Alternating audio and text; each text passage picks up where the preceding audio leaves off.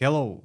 Ај вака, значи заврши групната фаза во Лигата на шампионите. Сега следува период на сезоната каде што понекогаш се одлучува се. Што им е интересно? Па се интересно викендов се игра во недела. Сабота, нема ништо посебно. Има па нешто интересно, ама стварно ништо посебно. Недела, можеби најголемото англиско фудбалско дерби. Ливерпул, Манчестер Юнайтед и Лацио Интер во серија А.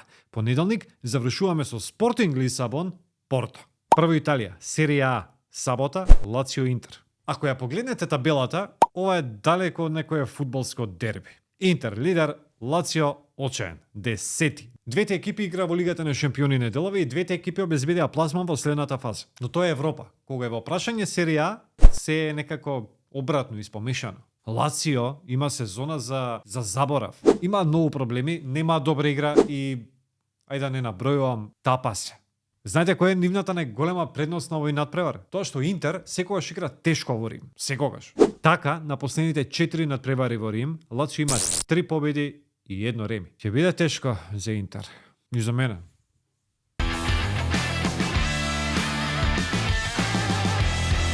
Ајде во Англија, Премиер Лига, големото Нордвест дерби, Манчестер Юнайтед, Ливерпул. Усвари Ливерпул, Манчестер Юнайтед. За оние што не знаат, ова е ривалство од висок профил во Англија. Или дерби во секоја смисла на зборот. Играчите, навивачите, медиумите сметаат дека надпреварот помеѓу двата клуба е нивно најголемо ривалство, дури над нивните локални дербија со Евертон и со Манчестер Сити. Двата клуба се најуспешните англиски фудбалски екипи и во Англија, и во Европа, и во светски рамки. Юнайтед води во меѓусебните дуели со 82 победи наспроти 71 победа на Ливерпул. Но тоа во последните години некако се менува. А после нивниот последен дуел, ви текнува како заврши надпреварот. 7-0 за Ливерпул. Од тогаш ништо повеќе не е исто. Ајде да се вратиме на сегашноста. Ливерпул лидер.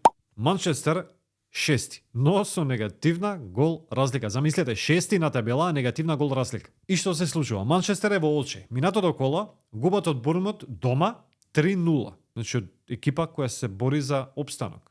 И они губат 3-0, ама Бруно Фернандеш добива жолт картон и тоа на крајот на надпреварот, кога веќе губа 3-0. Значи добива глуп жолт картон. Сега, севкупно тоа е негова пета опомена сезонава, што значи дека ќе го пробушти големото дерби против Ливерпул.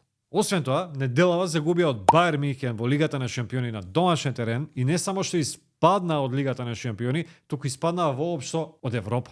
Катастрофа. Се спомнува отказ за Тен Хаг, ама ајде да почекаме, ќе видиме. И сега одат на Ливерпул.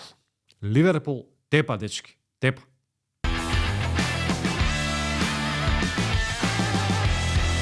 И неделава ја заокружуваме на почетокот на следната недела. Во понеделник во Португалија, каде што игра Спортинг Лисабон, Порто. Ќе биде добар надпревар. Овој дерби е од голема важност за двете екипи. Погледнете ја табелава. Двете екипи го делат првото место со по 31 бод и кој тепа сега уствари ќе се издвои на врвот на табелата. Порто се наоѓа во нешто подобра форма, а заврши и втор во својата група во Лигата на шампиони. Сега сакаат барем да не загубат. А Спортинг нема победа против Порто на последните нивни 8 надпревари.